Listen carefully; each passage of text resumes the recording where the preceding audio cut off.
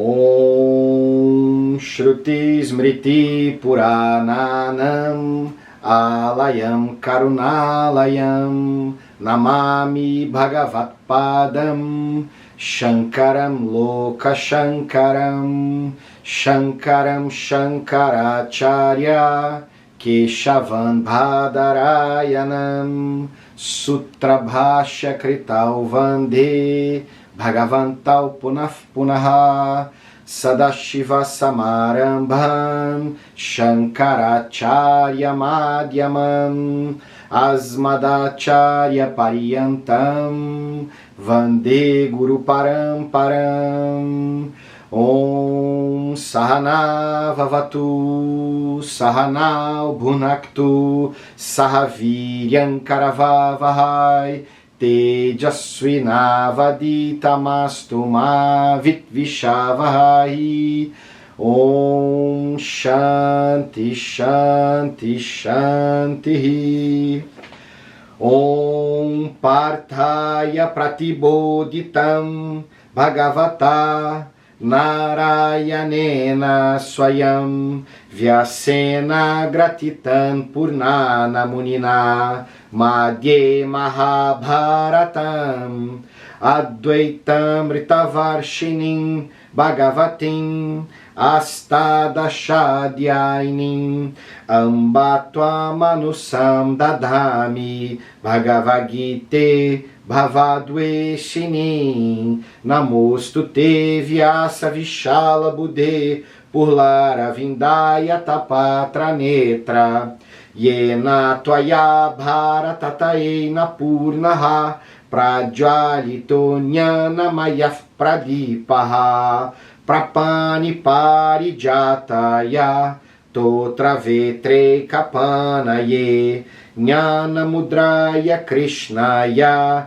Gita Mritaduhe Namaha Sarvopanishadu Gavaha Dogdha Gopalanandanaha Parto Vatsa Sudhi Bhokta Dugdam Gita Mritan Mahate Vasudeva Sutam Devam Kamsacha Nuramardanan Devaki Paramanandan Krishnam Vande Jagat Gurum Bhishma Drona Tata Jayadra Tajala Gandhara Nilotpala Salya Grahavati Kripena Vahani Karnena Velakula Ashwatthama Vikarnagura Makara Duryodhana Vartini Sotirna Kalupanda Vairananadi Kaivartaka Keshavaha Paracharya Vacha Charuja Mamalan Gita Gandot Katan Nanakyana Kake Sharan Harikatha Sambodhana Bodhitam Lokesa Jana Satpadeira Haraha Pepia Manan Muda Buya Bharata Pankajan Kalimala Praduam Shina Shreya Se Mukam Karoti Vachalan Pangum Langayate Girim Yatkripata Mahan Vande Paramananda Madhavan Yam Brahma Varunedra Rudra Marutaha Stuvanti Diveistavei Vedei Sangapada Kramopanishadei Gayantiyam Samaga Dhyanavasti Tathagatena Manasa Pashyantiyam Yoginaha Yasyantam Navidu Sura Suragana Devaya Tasmai Namaha. E aí, tudo bem, pessoal? Quem chegou enquanto eu estava cantando, sejam bem-vindos. Capítulo 12 da Gita, Bhakti Yoga. Bhakti Yoga. A devoção.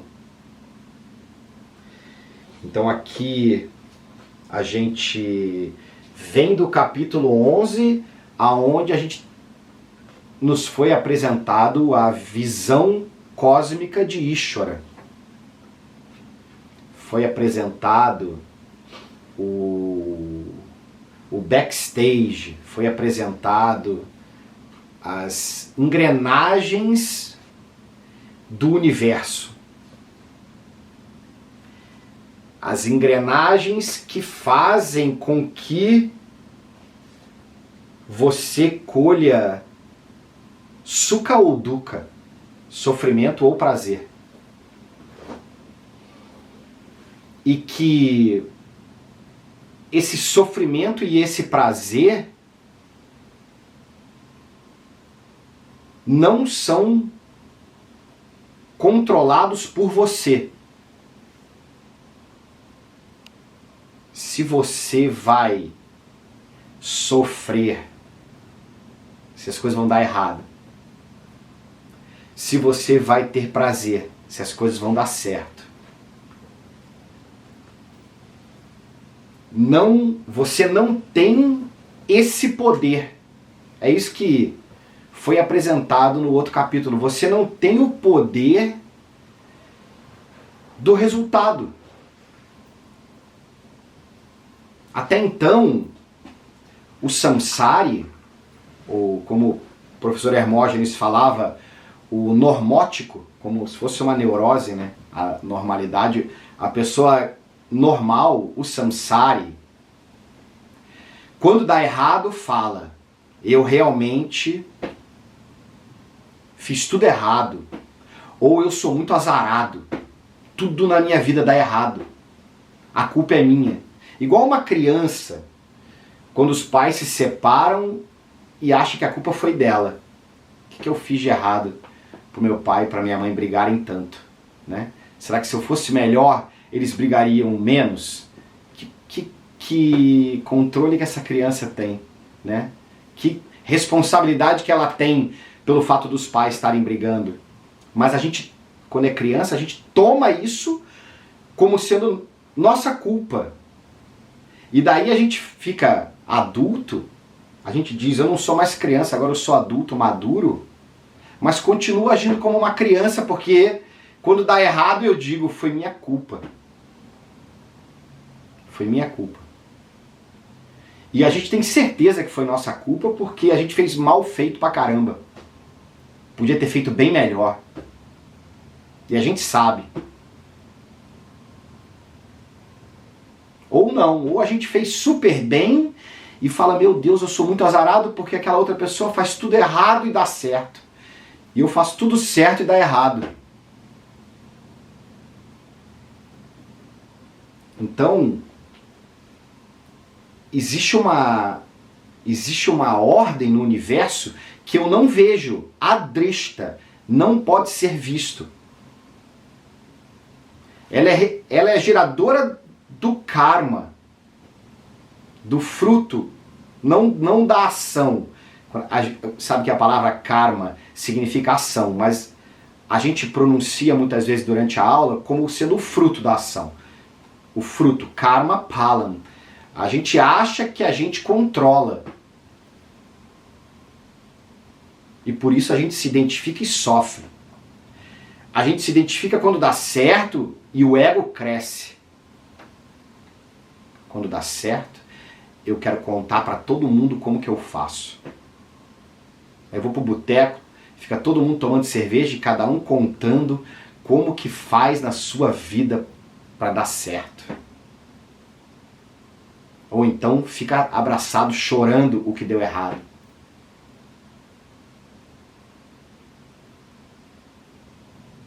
Ishvara, o divino, é karma palandatam, aquele que dá o fruto da ação.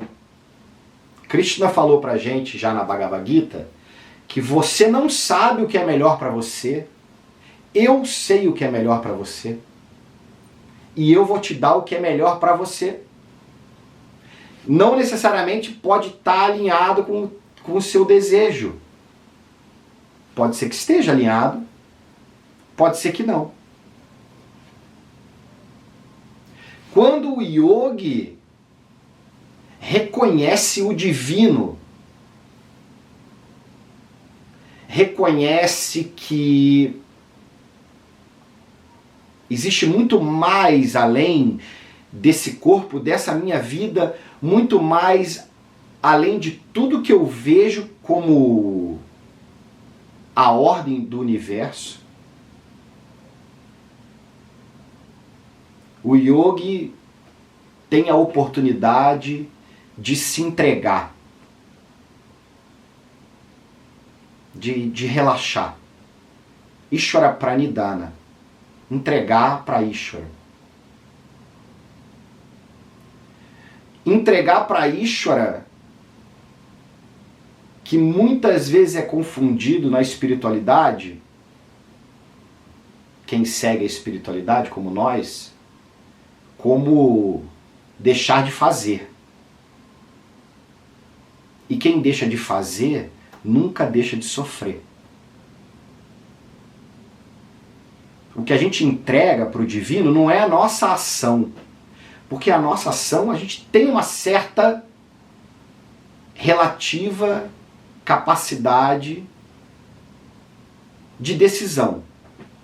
Relativa, a gente já discutiu isso, mais na frente a gente vai conversar mais sobre isso, mas na ação um pouco eu tenho controle, um tanto eu tenho pelo menos, mas no resultado eu não tenho nenhum. Então quando o yogi chega nesse ponto e tem a oportunidade de relaxar, Bhakti se torna uma forma de purificar a mente. Porque a mente agitada é a mesma coisa que você pegar um copo de água e jogar terra dentro, tampar o copo de água igual coqueteleira e sacudir bem assim, sacudir bem, botar aquele copo de água e tentar ver através dele. Você não vai conseguir. Porque aquela terra vai estar toda ali poluída, né, misturada na água. Mas se você equilibrar essa água, deixá-la parada um tempo, ela vai cada vez ficando mais transparente. Cada vez ficando mais pura. Então, para eu tirar esse agito da minha mente, igual a coqueteleira, com um copo com água e terra, para eu poder fazer essa mente se estabelecer um pouco, ficar um pouco mais parada e equilibrada, para eu conseguir enxergar, eu preciso de Karma Yoga e Bhakti Yoga, que é a ação que é feita de forma apropriada, de acordo com o Dharma, aquela ação que eu faço, que eu sei que eu estou cumprindo com o meu papel, da melhor maneira possível, e Bhakti, porque eu faço para o divino e entrego a minha ação e o resultado da minha ação para o divino. Essa prática de Bhakti, ela vai acompanhar você durante o seu processo, toda a sua vida espiritual. E quando você conquistar moksha, a libertação, Bhakti vai continuar. Bhakti não vai terminar nunca.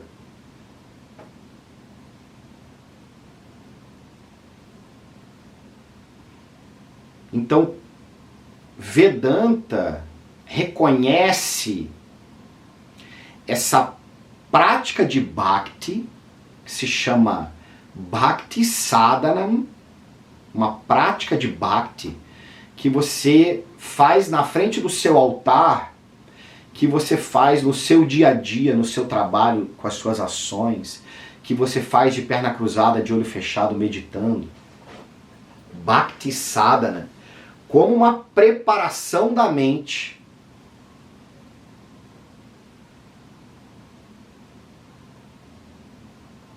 primeiro você faz o que deve ser feito e entrega e reza e pede para Deus, Narayana, Shiva, o nome que você quiser dar, Jesus, Buda.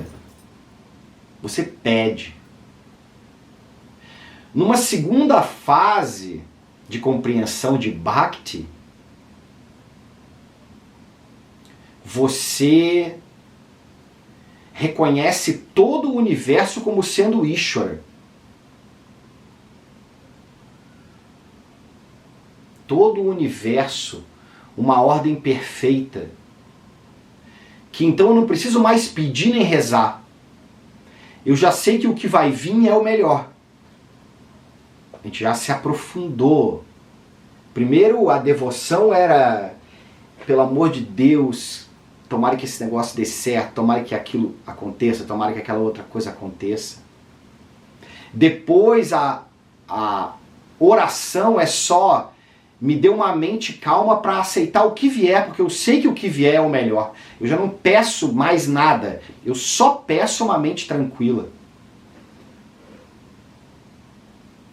E a terceira e última fase, estágio de Bhakti, é o reconhecimento que eu sou o divino que é amado. Eu sou aquele que dá o fruto da ação. Eu sou o sonhador do sonho.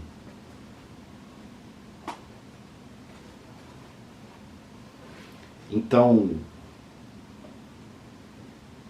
quando o Bhakti, a devoção,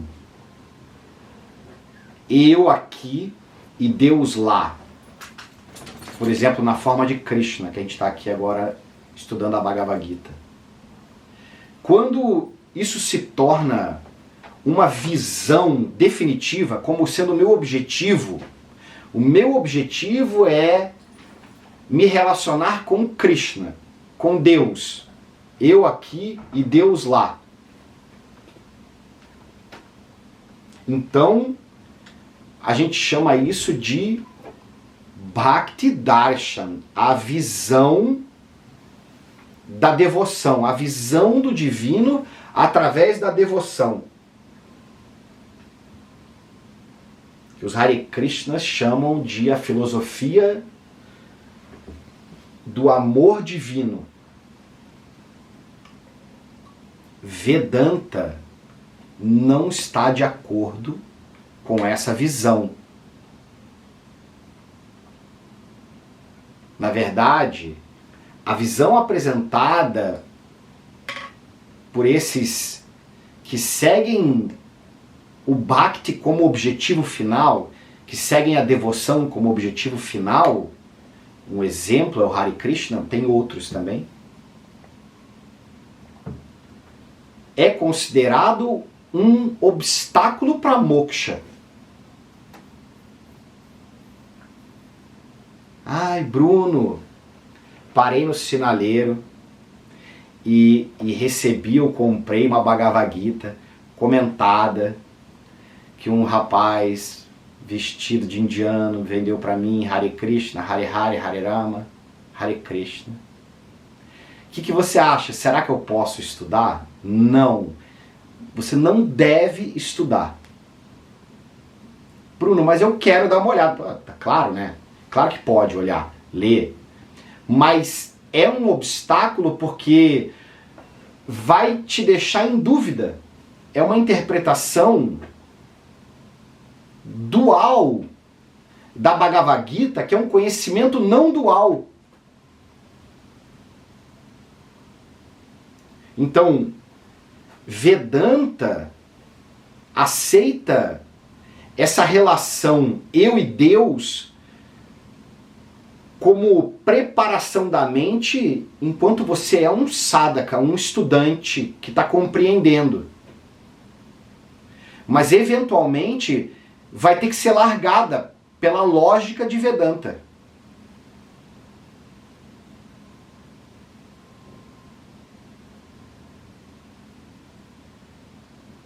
Então esse Bhakti que Vedanta propõe é: eu sou Krishna. Eu não sou uma fagulha de Krishna. Eu não sou o maior devoto de Krishna, o preferido.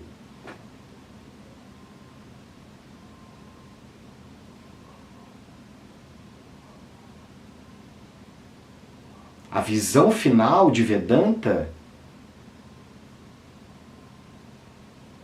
não aceita, se torna impossível aceitar a visão da dualidade que é proposta pelos bhaktas, por esses que têm essa devoção com o divino como o objetivo final. Então, Vedanta é Advaita, não dual.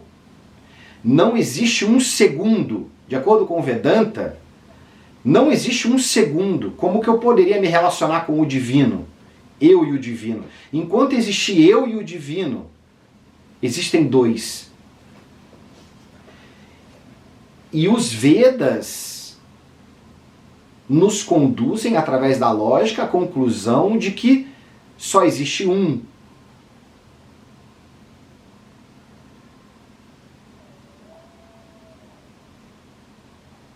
Quando existem dois, pessoal, dá todo tipo de problema. Quando existem dois, existe alguém entre eu e Deus. Quando existem dois, o professor é maior do que o conhecimento.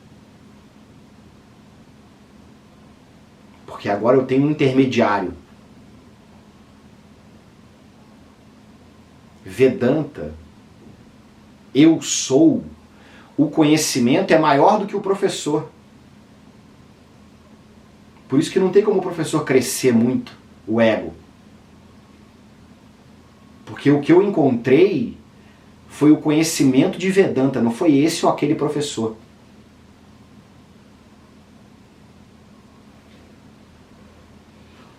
Então, Bhakti precisa ser entendido essa questão de que vai haver uma relação de dualidade entre eu e Deus no meu processo de yoga, na minha vida de yoga, durante um tempo, até eu começar a entender.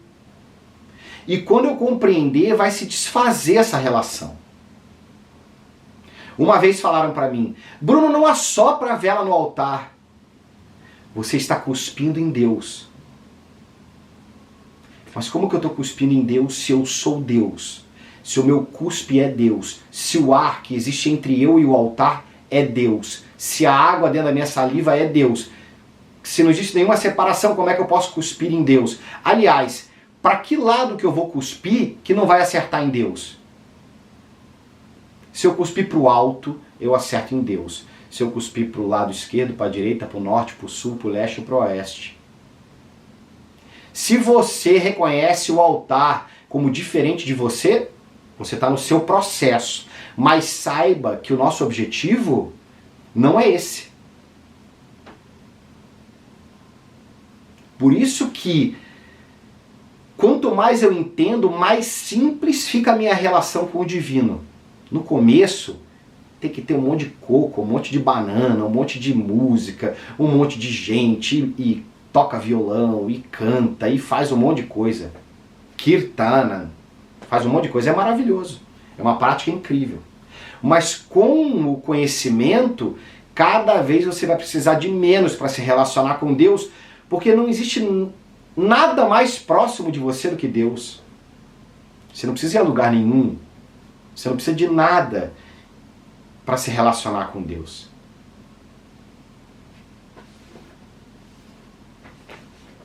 Então, vamos seguir com as palavras de Shri Krishna.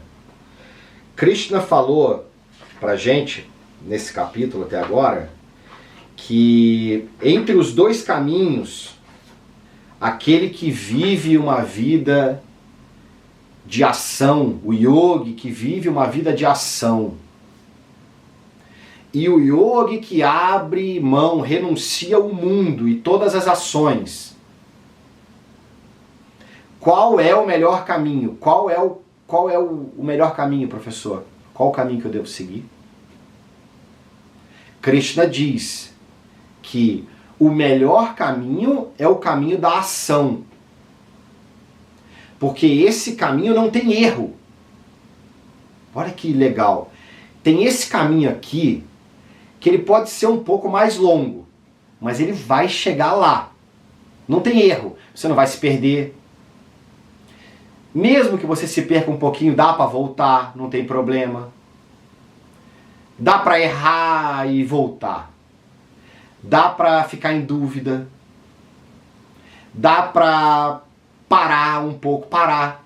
Uma fase da vida que estou um pouco em dúvida, resolvi parar um pouco nesse meu caminho. Estava muito forte.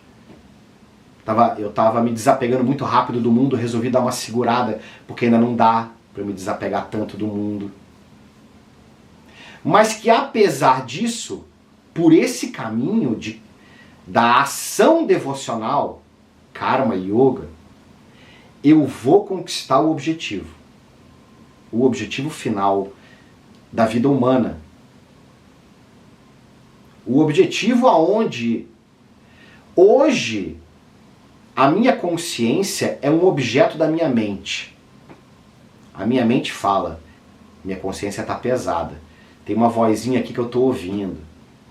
A mente vê a consciência.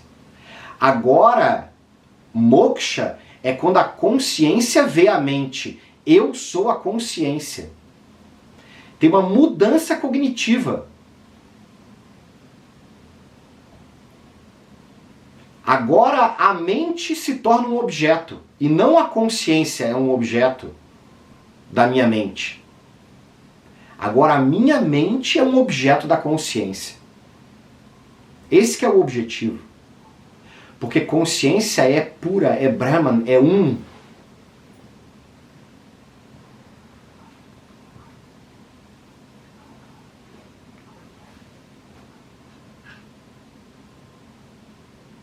Então, esse caminho é certo. Karma Yoga. Agora tem um outro caminho que é um atalho. Sannyasi Yoga. O atalho. Por que é um atalho? Porque pelo caminho do Karma Yoga, eu vou chegar lá na renúncia em Sannyasi, mais ou menos com 75 anos. Mas vamos dizer que eu quero agora. Vou direto para Sannyasi. Vou direto para Sannyasi, eu quero um atalho. Tá vendo? Vai por aqui. Mas aí você tem que ir escalando sem corda. Escalada solo. Sem segurança. Caiu, morreu. Não dá para voltar atrás, não dá para parar. Você está escalando. Se você parar já é muito cansativo. Sem corda, sem segurança, sem nada. Se você parar, acabou. Acabou para você. Se você cair, acabou. Se você... Pera aí que entrou alguma coisa branca aqui que eu não sei o que é na minha tela. Vocês estão me vendo aí, gente? O que é isso? Ficou branco também. Ficou branco, né? Acho que fui eu aqui. Eu acho que fui eu aqui. Aí, não foi, não teve culpado não, fui eu aqui, whiteboard, nem sei o que é isso, vamos lá. É, eu cliquei nessa parada aí. Tá bom. Para de cutucar o que tu não sabe, Cirão, eu também não entendo. Depois tu aperta um botão aí que eu não consigo mais desfazer, nós estamos fritos. Aí não dá, Vai, não dá. Então, esse caminho de sannyasi, da renúncia, que eu costumo dar o exemplo do professor de yoga também aqui no Brasil, porque aqui a gente não tem a possibilidade do sannyasi, mas tem a possibilidade de ser professor de yoga também. É essa questão. Tipo, é uma escalada numa parede vertical sem corda. Mas chega antes lá. Chega antes. Mas é muito difícil. É muito difícil. E é muito difícil porque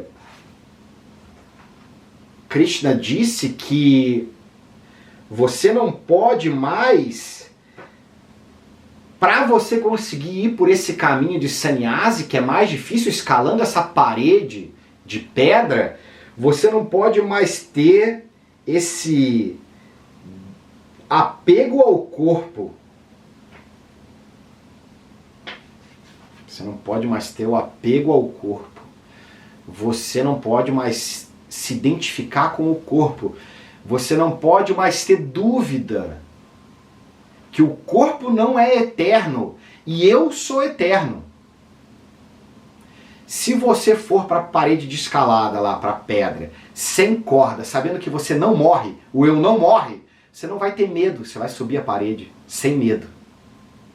Sem medo a gente consegue. Sem medo de morrer. Vem uma onda gigante.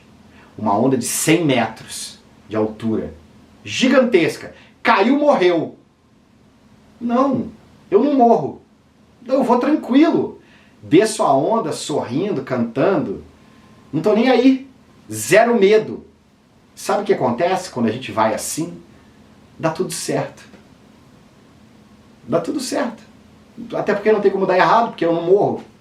Ah, caí, morri, deu errado. O que deu errado? Eu não morri, quem morreu?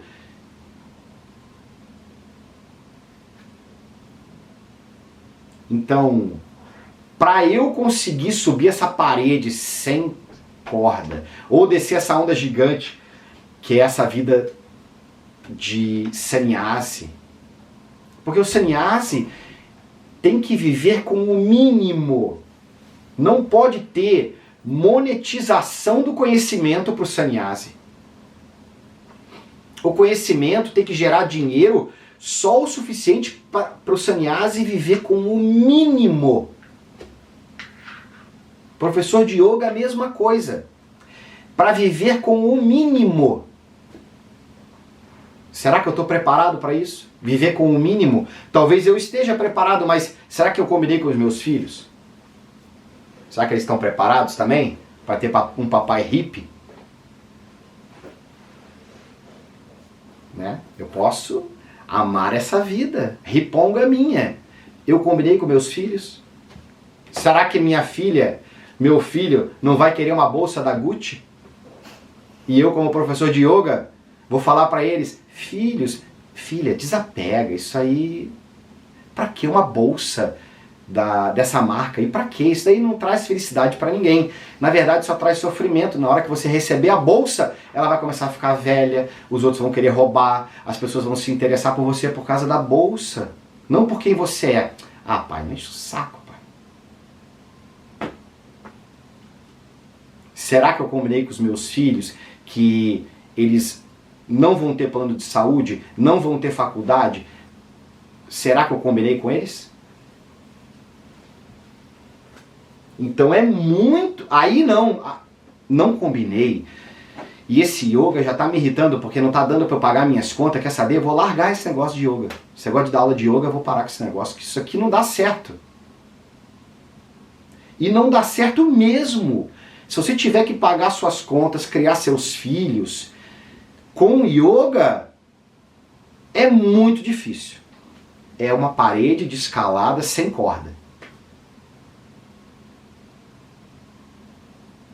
Você vai ter que ter uma capacidade de entregar, de receber como um presente tudo que vem, ou tudo que não vem, na maioria das vezes. Uma sabedoria, uma mente muito pura, um conhecimento muito claro. Tem tudo para dar errado. Ah, pode não dar errado, pode dar certo? Claro que sim, claro que sim. Mas via de regra, dá errado. E é um desperdício. Porque a pessoa, ela foi tocada pelo conhecimento, pelo yoga, mas devido a uma escolha de caminho, porque achou que para eu conquistar esse conhecimento eu tinha que virar monge, tinha que virar professor. Que não dava para conquistar esse conhecimento sendo médico, sendo advogado, sendo arquiteto, sendo contador, sendo gari, sendo faxineiro, sendo seja lá o que você for. E dá. Inclusive, na verdade, é feito para isso.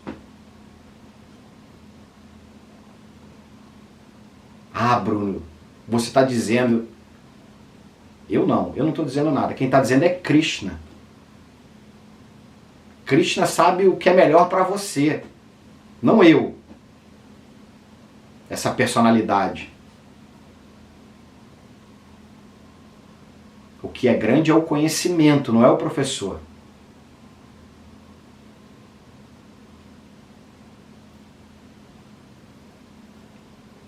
Então eu preciso encontrar um equilíbrio na minha vida. Essa que é a maior prática de yoga. Achar um equilíbrio entre ganhar dinheiro e não precisar tanto de dinheiro. Olha, se você conseguir trabalhar para ganhar dinheiro, se esforçar bastante para ganhar dinheiro e se esforçar bastante para não precisar do dinheiro, você vai se encontrar em algum lugar no meio que vai ser bem equilibrado.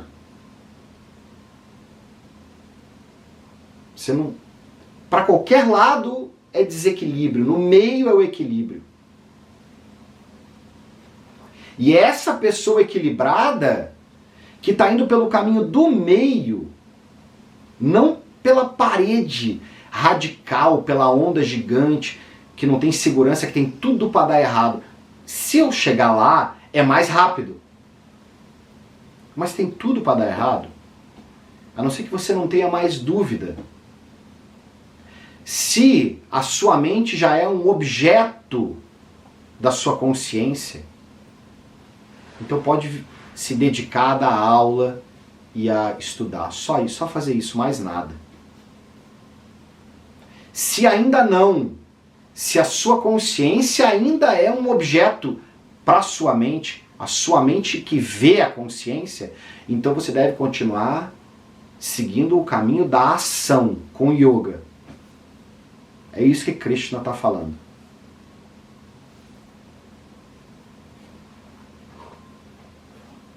E aí, para esse Karma Yogi, para esses que têm a mente dirigida a mim, é o 7, eu logo me torno o libertador do oceano do samsara, que é caracterizado pela morte. Então, o oceano do samsara, a característica dele é altos e baixos e o medo da morte. É assim que as pessoas vivem a vida. Uma vida inteira, feliz quando dá tudo certo, triste quando dá errado, e uma constante presença do medo da morte.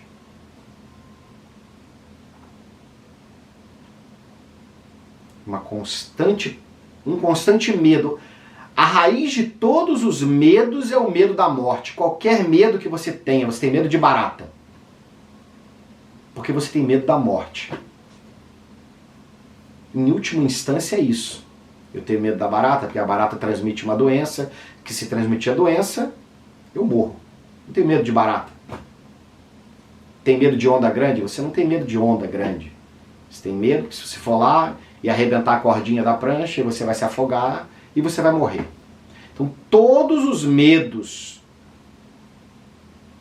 a sua crise de pânico, quando vier a crise de pânico, você sabendo que você é o eterno e o corpo é não eterno, quando vier a crise de pânico, olha para ela e fala: quero ver você me levar. Duvido eu morrer. Acabou a crise de pânico. Se você compreender e perder o medo da morte, acabou o pânico, acabou o medo de viver, acabaram-se todos os medos.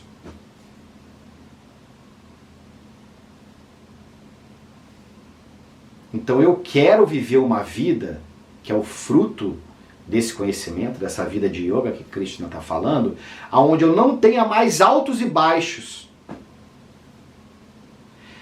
Tudo que acontece na minha vida é perfeito. Eu sou perfeito. Eu sou perfeito.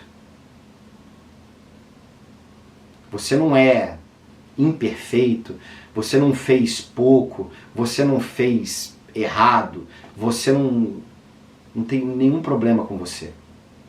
Nem com o mundo, nem com nada que vai acontecer na sua vida para sempre, até o seu último dia.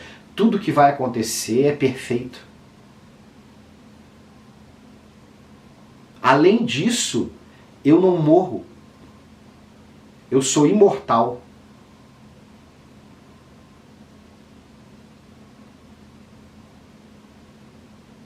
Isso é o que é conquistado por quem segue nesse caminho de Vedanta. 8. Que você dirija sua mente a mim. Faça com que seu intelecto penetre a mim. E depois, sem dúvida, você permanecerá em mim. Então aqui ele está dando a prática mais avançada que existe. O intelecto cósmico, Hiranyagarbha, é todo conhecimento. Quando você tem esse conhecimento de Vedanta com clareza, você acessa o intelecto cósmico. Porque esse conhecimento não me pertence. Na verdade, esse ser aqui, ele é um entrave entre o conhecimento que está no meu intelecto e vocês que estão aí ouvindo. Essa mente defeituosa, ela é um obstáculo para o conhecimento. Se eu não tivesse ela e eu pudesse só dizer para vocês tudo que eu vejo, ia ser um tsunami de conhecimento. Mas eu não consigo, porque eu tenho a limitação do intelecto.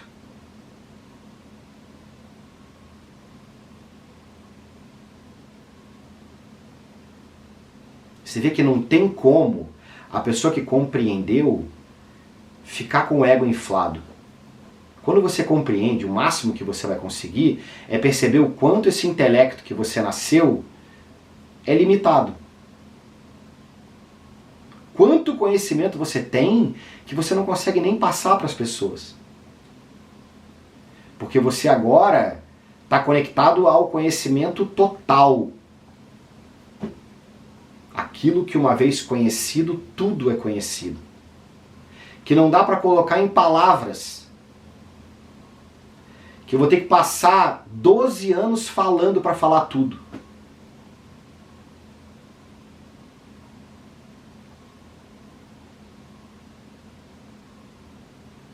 Então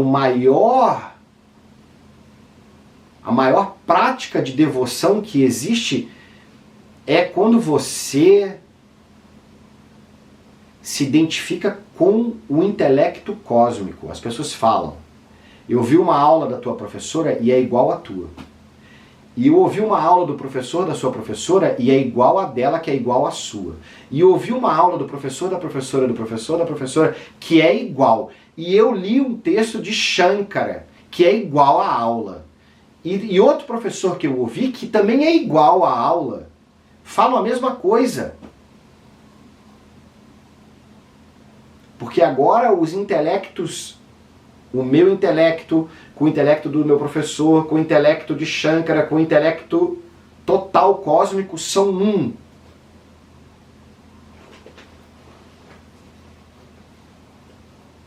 Agora, se você não consegue ainda reconhecer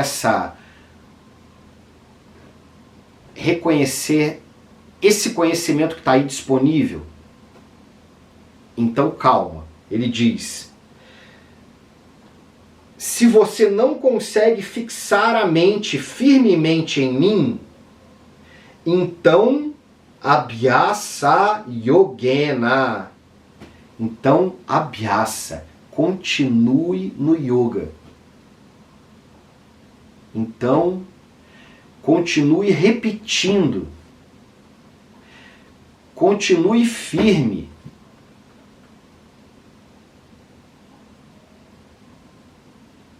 Abhyasa e Vairagya. Repete o conhecimento. Repete todo dia a sua vida de yoga, o seu sadhana.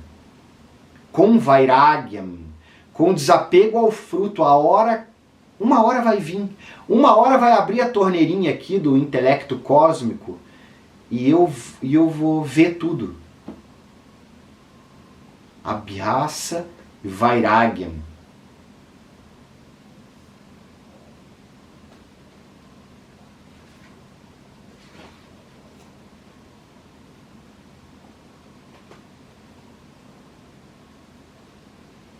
se você não está capacitado nem mesmo para essa repetição,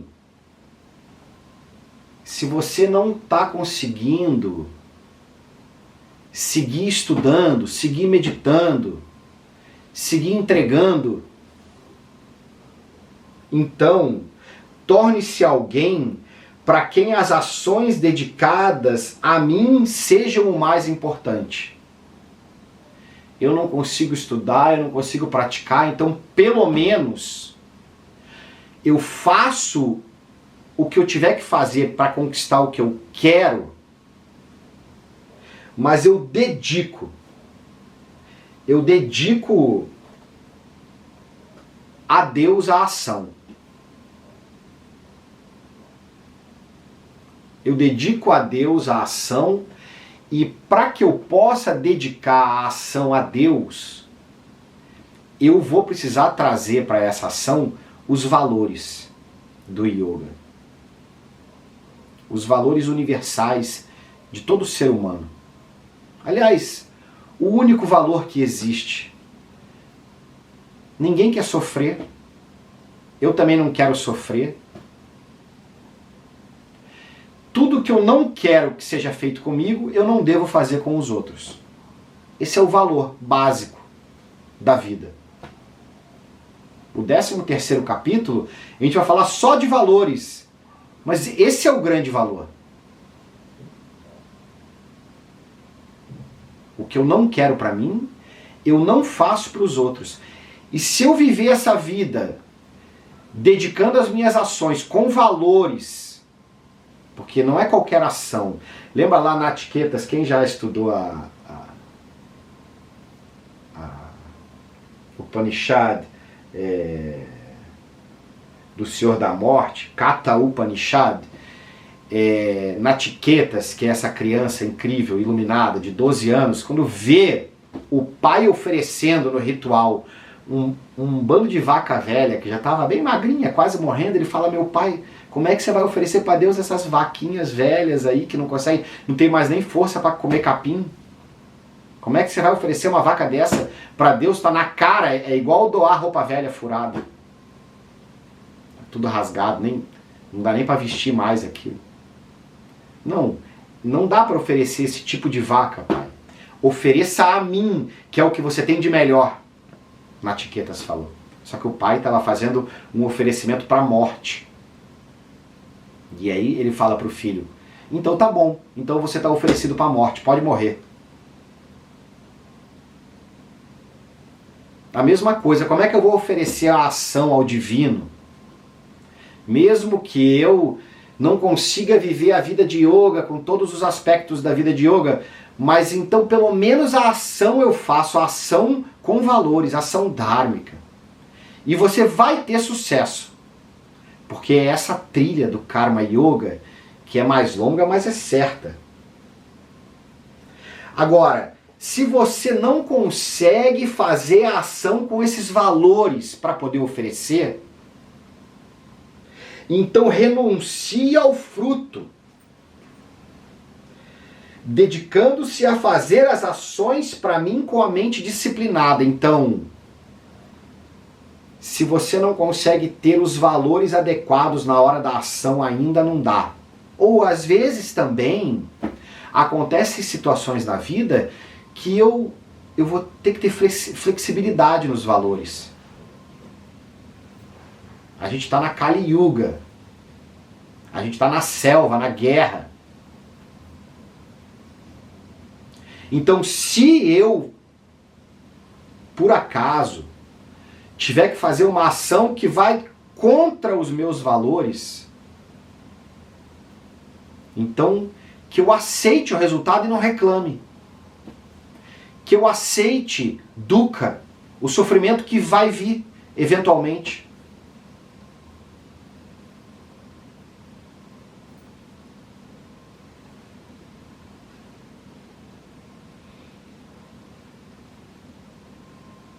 Agora, no 12, ele vai dizer assim: realmente o conhecimento é melhor do que a repetição. A meditação com conhecimento é melhor do que somente conhecimento. A renúncia aos resultados das ações é melhor do que meditação, pois a renúncia segue-se imediatamente à paz.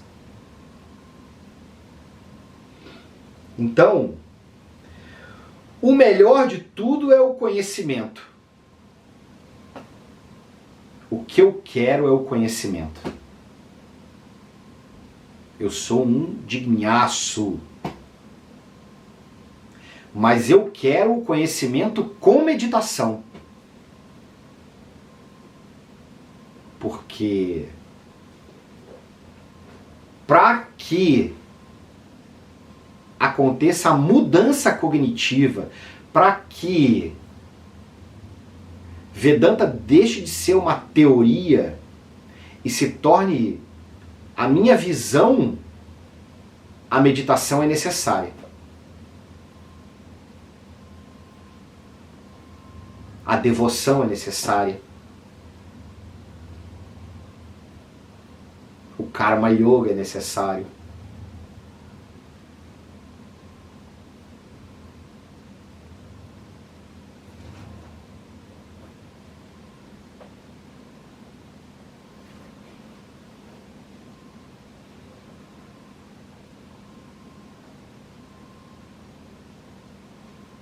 Só meditar não adianta. Só o conhecimento também não resolve. A meditação com o conhecimento é um método para a compreensão do Atma. Se eu não tiver o conhecimento, não adianta só eu meditar. Porque meditação não ilumina ninguém. Então ele diz que melhor do que só meditar é a renúncia aos resultados das ações. Porque a renúncia, a pessoa que não carrega culpa e ansiedade, para ela, a mente desejosa vai embora. E o que sobra é a imediata paz.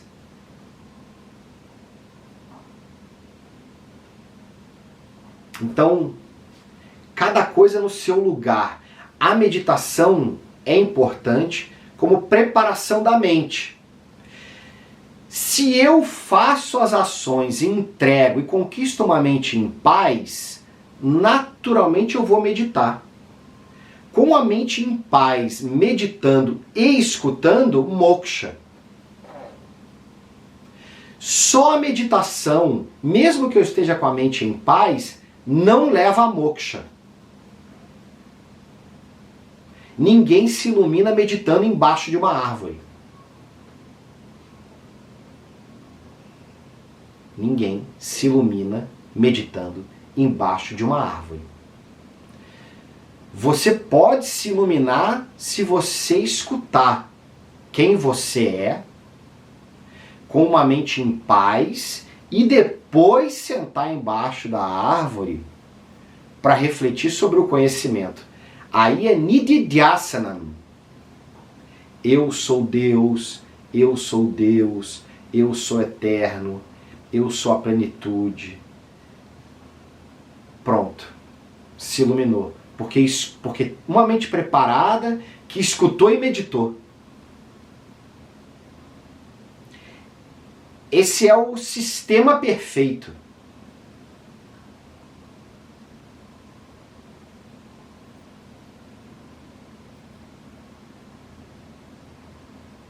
A meditação que ilumina, muito menos é a meditação que eu só estou prestando atenção na respiração ou nas sensações do corpo. Isso não ilumina ninguém. Você pode ficar 10 horas sentado meditando. Mas isso acalma a mente. prepara a mente para o conhecimento e aí depois sentar para dhyana, porque prestar atenção na respiração, nas sensações do corpo, são outras etapas para chegar na meditação, não é meditação. É pratyahara, é dharana.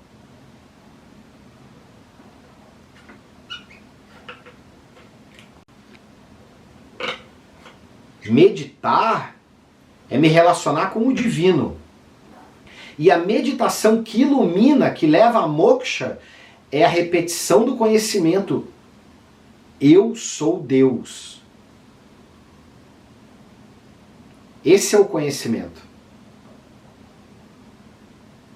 Eu sou a felicidade. Eu sou a plenitude. Eu sou eterno.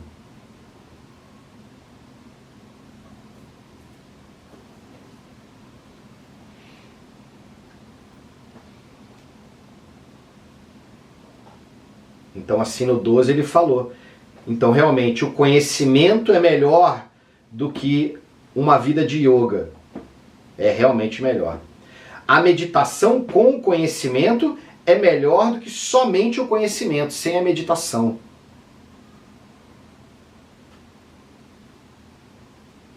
Porque para meditar, eu preciso me relacionar com esse divino. E muitas pessoas querem esse conhecimento só de forma teórica, acadêmica. Não querem se relacionar com o divino. Acham que é possível entender Vedanta sem ser um devoto. E não é possível. Porque senão vira teoria. Teoria não ilumina ninguém. Que a pessoa iluminada é a pessoa que está em paz. Que não tem medo da morte.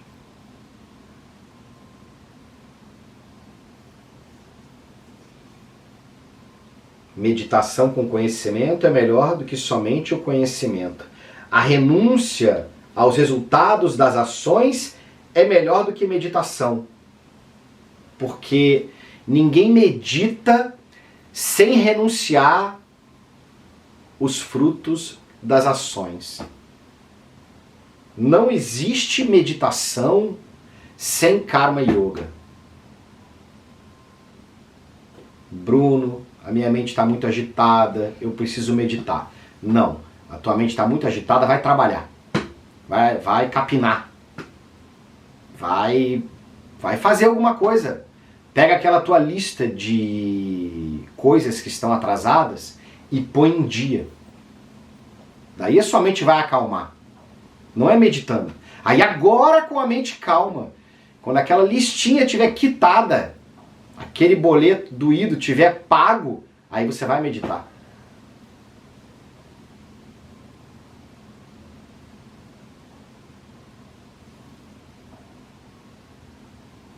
Vai meditar porque você vai estar em paz.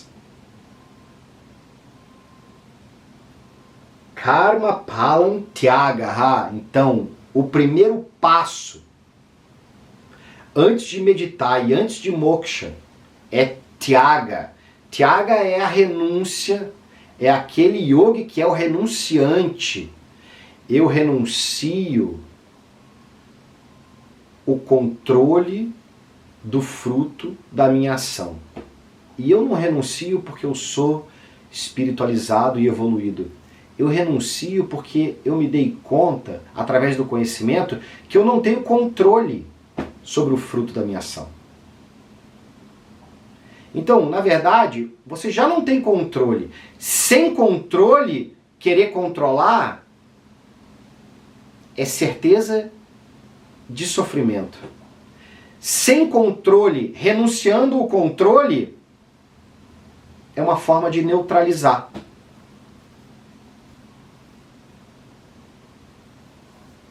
Beleza?